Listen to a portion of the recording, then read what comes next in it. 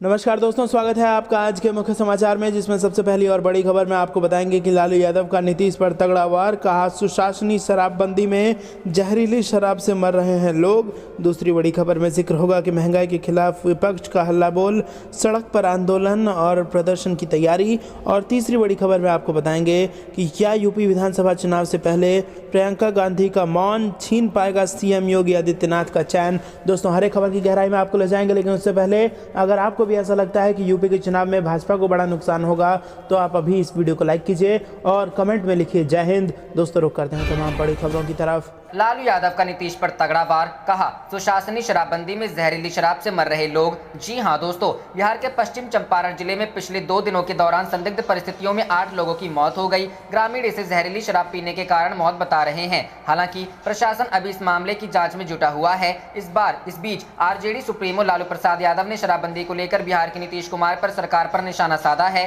उन्होंने ट्वीट करके कहा कि सुशासनी शराबबंदी में जहरीली शराब से हर साल हजारों लोग मर रहे हैं। बिहार के पूर्व मुख्यमंत्री लालू प्रसाद यादव ने आधिकारिक ट्विटर हैंडल से शुक्रवार को एक ट्वीट किया। इसमें उन्होंने लिखा, बिहार में सुशासनी शराबबंदी से प्रतिवर्ष हजारों लोग जहरीली शराब से मर जाते हैं। शराबबंदी के कारण सत्ताधारी लोग बिहार में 20,000 करोड़ की समानांतर अवैध इकोनॉमी चला रहे हैं। शराबबंदी के नाम पर लाखों दलित और गरीब जेलों में बंद हैं। पुलिस भ्रष्ट और अत्याचारी बन चुकी है। ध्यान रहे कि विपक्ष राज्य में शराबबंदी के बावजूद शराब की बिक्री को लेकर लगातार सरकार पर निशाना साधता रहा है। इस बीच पश्चिम चंपारण वाले मामले की एक प्राथमिकी भी लौरिया थाने में दर्ज कर ली गई है। चंपारण के डीआईजी लल्लन मोहन प्रसाद ने शुक्रवार को बताया कि इस मामले में पीड़ित एक व्यक्ति के बयान पर लौरिया थाने में एक प्राथमिकी दर्ज कर ली गई है। दर्ज प्राथमिकी में 2 लोगों को आरोपी बनाया गया है। रुख करते हैं अगली खबर की तरफ। महंगाई के खिलाफ विपक्ष का हल्ला बोल, सड़क पर आंदोलन और प्रदर्शन की तैयारी। जी हां दोस्तों, कोरोना काल में जब लोग कई मोर्चों पर एक साथ जूझ रहे हैं, तब महंगाई ने मानो कमर तोड़ कर रख दी है। हालात ऐसे हैं कि घर के इस्तेमाल की हर चीज महंगी हो गई है।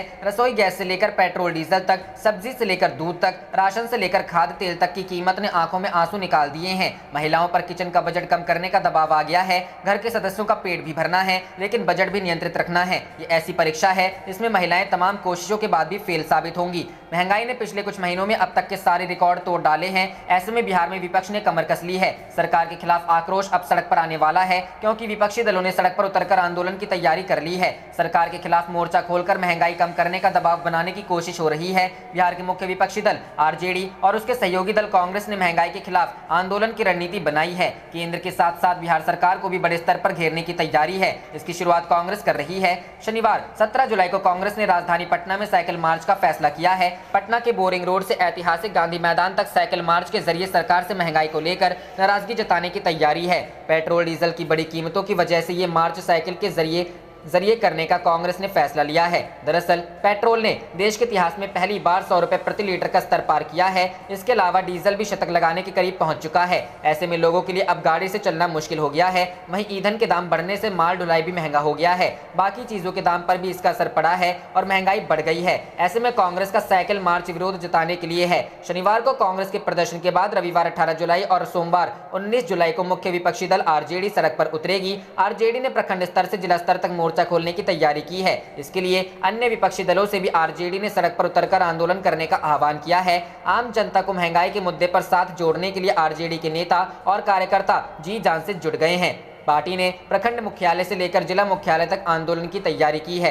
आरजेडी और कांग्रेस का कहना है कि साल 2014 से पहले जब देश में महागठबंधन की सरकार थी, तब बीजेपी ने महंगाई को मुद्दा बनाकर देश भर में माहौल तैयार किया। जनता ने जब इनको मौका दिया, तब इन्होंने जनता को खून के आंसू रुला दिया है। उज्ज्वला योजना के तहत महिलाओं को रसोई गैस देने के बाद गैस के दाम इतने बढ़ा दिए हैं कि लोगों के लिए सिलेंडर लेना मुश्किल हो गया। जब साल 2014 में अंतर्राष्ट्रीय स्तर पर कच्चे तेल की कीमत 125 से 135 डॉलर प्रति बैरल थी, तब महागठबंधन सरकार के दौर में देश में पेट्रोल की कीमत 70 से 72 रुपए प्रति लीटर थी। आज कच्चे तेल की कीमत अंतर्राष्ट्रीय बाजार में 75 डॉलर प्रति बैरल से भी कम है, लेकिन पेट्रोल की कीमत 100 रुपए प्रति लीटर के पार है। ये मोदी सरकार का ही कमाल हो सकता है। खाद्य तेल की कीमत पहली बार 200 रुपए प्रति किलो तक पहुंच गई है। ये भी मोदी सरकार की नीतियों का फल है। यही सरकार के अच्छे दिन हैं। जनता की जेब से ये सरकार डाका डालकर पैसे नहीं। रुख करते हैं अगली खबर की तरफ। क्या यूपी विधानसभा चुनाव से पहले प्रियंका गांधी का मौन छीन पाएगा सीएम योगी आदित्यनाथ का चैन? जी हां दोस्तों, विधानसभा चुनाव की तारीख नजदीक आते ही यूपी की राजनीति अब नई करवट लेने लगी है। एक और जहां योगी आदित्यनाथ के ही नेतृत्व में बीजेपी सियासी रण में उतरने का ऐलान कर चुकी है,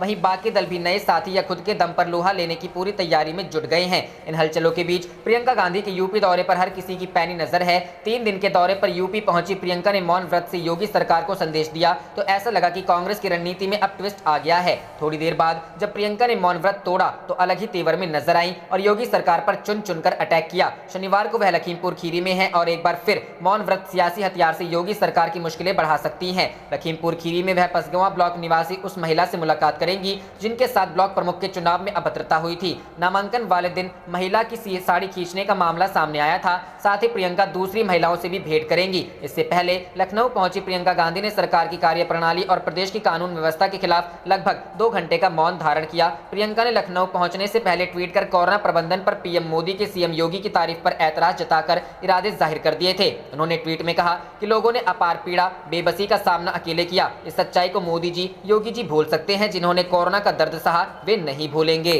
रुख करते हैं अगली खबर की तरफ।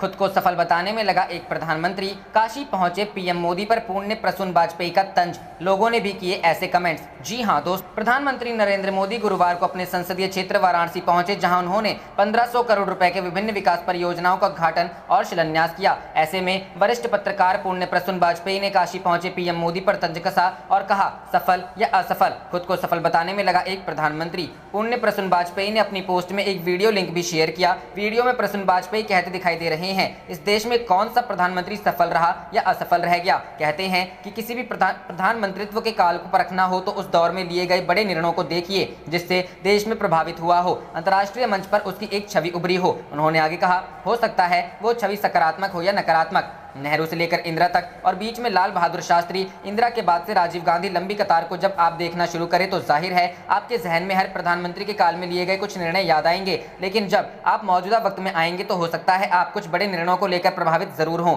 वाजपेयी आगे बोले, लेकिन क्या आपने कभी सोचा है कि आजादी के बाद इस देश के भीतर में किसी भी प्रधानमंत्री ने खुद को सफल बताने के लिए कितना खर्चा किया, प्रचार प्रसार किया, जैसे योजनाओं का ऐलान किया, चुनावों के मद्देनजर खुद को और अपने चेहरे को देश के सामने रखा। पत्रकार आगे बोले, इतना ही नहीं, देश के भीतर में तमाम संवैधानिक संस्थानों को लेकर जो भी सवालिया निशान लगे या जो भी परिस्थितियां हम और आप देख पा रहे हैं, उसमें से ये वाकई कोई कह सकता है इस देश में मौजूदा वक्त में एक प्रधानमंत्री ने खुद को सफल बताने के लिए क्या क्या नहीं किया। वाजपेयी के इस पोस्ट पर लोगों के भी ढेरों रिएक्शन सामने आने लगे। इकबाल अंसारी नाम की यूजर ने कहा, कोई अंधभक्त बताएगा कि यूपी में स्मार्ट सिटी कहां है। अहमद नाम के शख्स ने कहा, सफलता का पैमाना अब जनता बताएगी, अगर ना बता पाए तो फिर इस देश का भगवान मालिक। एक यूजर ने कहा, अगर 7 साल बाद भी उद्घाटन ही हो रहा है तो अंदाजा लगाया जा सकता है क्योटो में विकास की नदियां खतरे के निशान से ऊपर ही बह रही हैं। कहीं ऐसा ना हो कि अगली बार इतने तेज बहाव में सब कुछ बह जाए। हम विकास के कदमों के निशान तलाशते रहें। रुख करते हैं अगली खबर की तरफ। महंगाई पर सरकार को ऐसे घेरेगा महागठबंधन।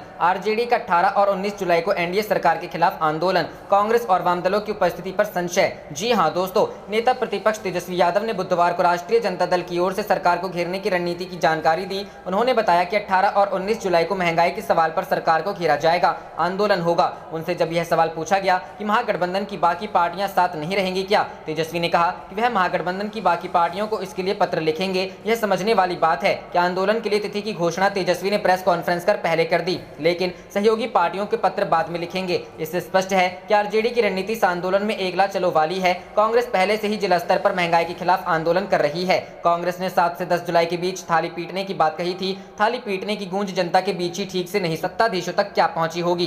कांग्रेस के अभियान में महागठबंधन की पार्टियों ने सहयोग नहीं किया। यह भी संभव है कि कांग्रेस ने भी सहयोग नहीं मांगा होगा। इस तरह महागठबंधन की पार्टियां अपनी अपनी चाल चल रही हैं और अपनी मजबूती पर ध्यान दे रही हैं। महंगाई के खिलाफ आंदोलन में सरकार को घेरने पर ध्यान देने से ज्यादा फोकस इस बहाने अपनी पार्टी के कार्यकर्ताओं को एकजुट रखना और मजबूत बनाने की है। इससे पहले बढ़ती महंगाई पर वाम दलों ने एकजुट होकर जून में संयुक्त मार्च निकाला था और पुतले भी फूंके थे।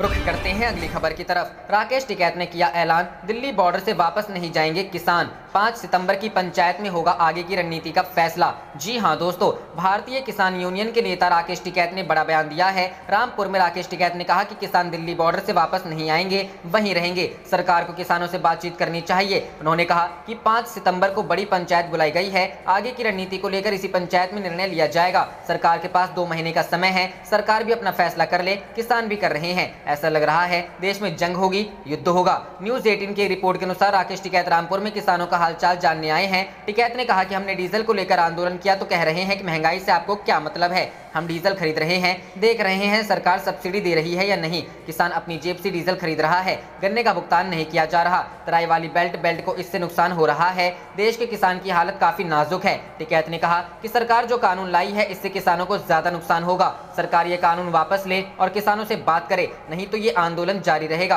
राकेश टिकैत ने कहा कि किसानों में गर्माहट है, हम शांतिपूर्ण तरीके से धरना दे रहे हैं, इसलिए सरकार नहीं हमारी बात नहीं सुन रही। अगर हम क्रांतिकारी तरीके से धरना देंगे तो सरकार हमारी सुन लेगी, लेकिन वो हम कर नहीं सकते। किसान नेता राकेश टिकैत ने कहा कि हम तमाशा धरनों पर शांति से विश्वास रखते हैं। किसान द्वारा संसद का घेराव करने पर टिकैत ने कहा कि किसान संसद भवन का रास्ता जानते हैं। 22 जुलाई को 200 लोग वहां जाएंगे। जब तक संसद का सत्र चलेगा रोजाना 200 लोग वहां जाएंगे। अब किसान जब भी जाएगा संसद भवन ही जाएगा। आप देख रहे थे आपका अपना चैनल जय हिंद जय भारत।